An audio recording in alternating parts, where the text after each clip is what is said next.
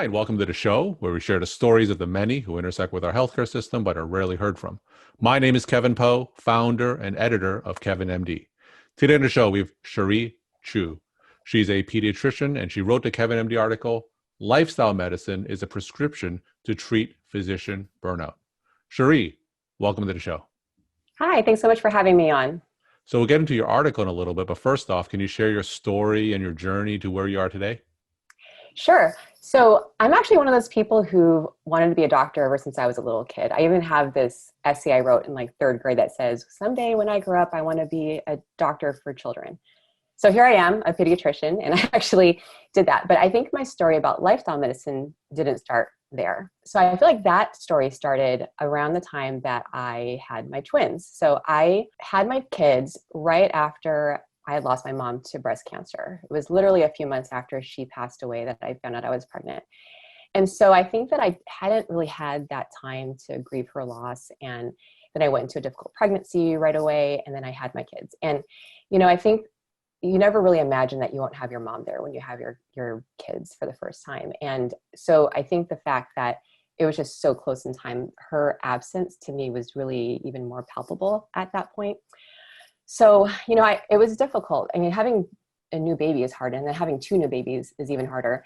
And so, that was a time in my life that I, really was struggling. And, my husband was great. Like, he was a great team player, and if it wasn't for him, it'd be like 1,000 times harder.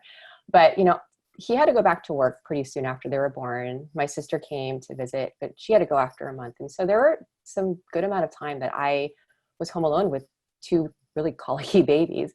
And it was just a tough time.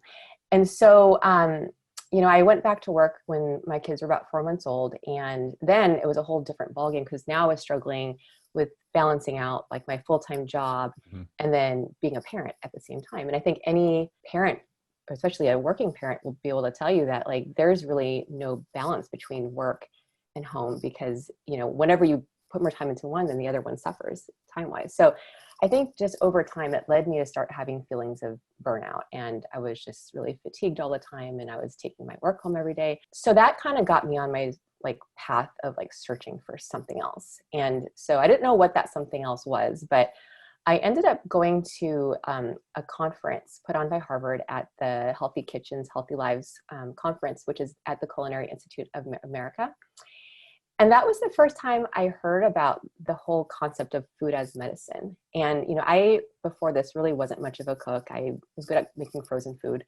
And every time I tried to cook, sometimes it came out good. Sometimes it was pretty bad. So I started to learn how to cook at that point and went to several more nutrition conferences. But about 2 years ago is when I first heard about lifestyle medicine. And once I heard about it and, how it's an evidence-based approach to managing health, and that it really resonated with me. And, I think that once I learned about that, I immediately went into it and got my certification last year and found that lifestyle medicine for me really not only was helping my patients, but it was helping me. And the reason for that is because when you do lifestyle medicine specifically is focusing on 6 areas of health. So it's about your nutrition, specifically a whole food plant-based diet, also sleeping, physical activity, stress management, avoiding risky substances, and then connecting with others. So these 6 areas is what they focus on. And when you go through the training, they really do a lot to tell you as a physician, you really need to practice these things so that you can give good advice to your patients. So, I found that I was, starting to prioritize my sleep. I was starting to eat healthier and eat more plants in my diet.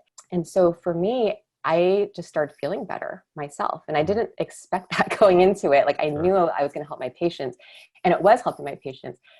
But I started having more resilience, and I was becoming more effective at work, and I was getting my work done faster because I was just more well rested. So I think from 2 fronts, it helped with my burnout. I think on one front, as a physician, when you have your patients actually making change and feeling better and coming back and saying hey, you really helped my kid. They look like a different person today. That is just so fulfilling from a work standpoint. But then also from a personal standpoint, because I was more efficient at work. I was getting home on time. I was not bringing as much work home as I was. And then I was just feeling better because I had prioritized myself at one point, right?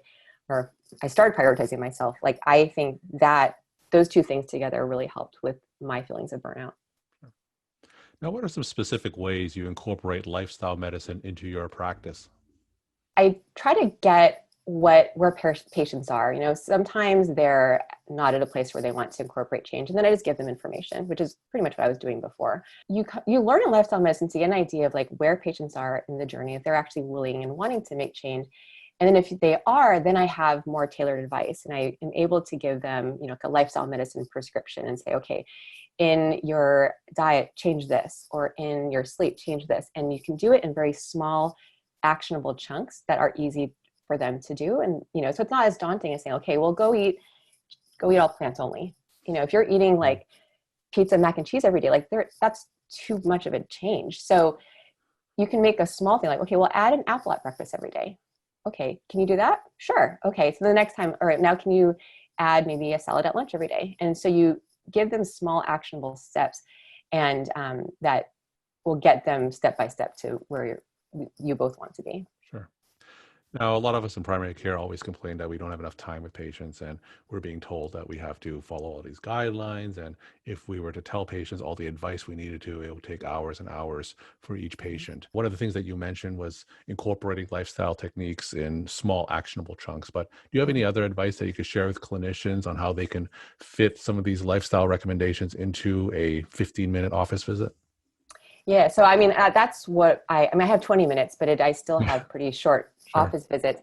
So, you know, I think for me, you know, in pediatrics, so we have these specific times when we see our patients. And so I have a canned talk that I do at 2 months. I have a canned talk I do at 4 months about specific lifestyle medicine topics. So that's helped to have like these canned talks. It also helps with documentation because I know what I said because I say it over and over, and then I have a dot phrase, and then that way, you know, it says exactly what I said because I say the same thing.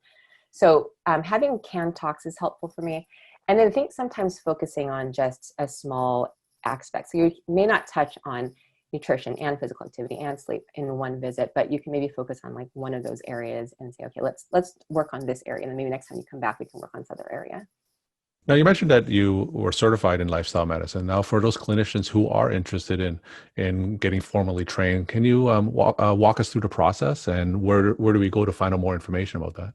You get the education part from several different sources. The actual certification is through the American Board of Lifestyle Medicine, which is the website's ABLM. Well, it has ABLM in it. Just Google it, American Board of Lifestyle Medicine, for the actual certification.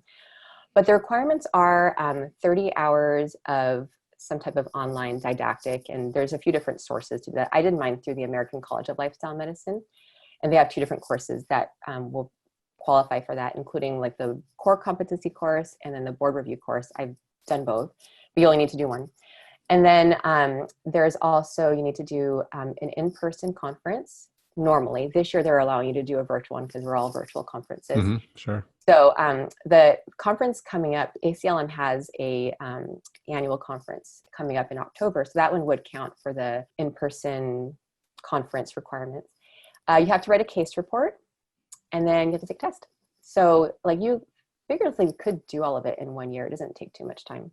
We're talking to Cherie Chu. She's a pediatrician, and she wrote the Kevin MD article, Lifestyle Medicine is a Prescription to Treat Physician Burnout. When you were taking this course, did you see a lot of clinicians who took it because they were burned out like you? What were some of the other motivations behind some of the other people who were interested in becoming certified in lifestyle medicine? That's an interesting question. I don't know if I went and asked everyone individually, but I do think that the common thread I see amongst clinicians who are doing this is that they really have a strong drive to move away from just writing a prescription as your first modality of treatment, like really trying to find ways to use lifestyle. Because I think once you get into this world, you'll see, you know, everyone in lifestyle medicine is so happy. It's so interesting going to the conference because everyone there is just so happy and collegial. And it's a really uplifting environment. And I think that some of that comes from probably, I mean, everyone there is eating plants all day long. Sure. But also I think we have this common goal. And so as far as coming from a place of burnout, I'm not sure, but I could see that being a driver for many people. Sure. Now, especially during the pandemic, where I talk to a lot of clinicians who are experiencing increasing numbers of burnout, and those numbers were already 50% even before the pandemic. Now, from a wellness standpoint, what would you say is your number one tip that you could share with these clinicians who may be experiencing worsening symptoms of burnout? Well, I think trying to separate where burnout comes from. I think a lot of burnout comes from institutional, organizational things that you don't really have immediate control over. And so you can sit and lament about those things, and it's going to make you feel upset and sad. But on the flip side, there is also like, what can you do for yourself? That's the one thing you have control over, is like, how do you react to your circumstances around you? And so the advice I would give is do something to focus on yourself and on your own health, and do something to change your lifestyle. It doesn't have to be something big. Like, you can just try to go to bed earlier tonight and try to prioritize getting 7 to 8 hours tonight. Or you can go for like a 10-minute walk at lunch, something small. And for me, I would also encourage, just try eating plant-based for a day. I did this for the first time about 2 years ago. I went to this international plant-based nutrition conference, and they feed you at these conferences. So that was the first time I actually ate 4 days in a row, all plant-based. And I was so surprised, like, how good I felt. Like, I wasn't eating an unhealthy diet before that, but I had never eaten plant-based. And so, these conference days were long. It was in San Diego, so I was driving back and forth. And, it would start at like 7 in the morning. I get home at 10 at night, and I still had a ton of energy. I was like, oh my gosh, I feel so different. So I think that was, for me, what pushed me into eating more plant-based. Now, not 100%, Sure. but I just try to add more and more plants to my diet to just increase that proportion as much as I can. Sure. And my final question, do you have a take-home message that you want to share with the Kevin MD audience? Take care of yourself first. It's so important. Like, we are worth it. And we are going to be more effective clinicians once we take care of ourselves first. And how can people find you?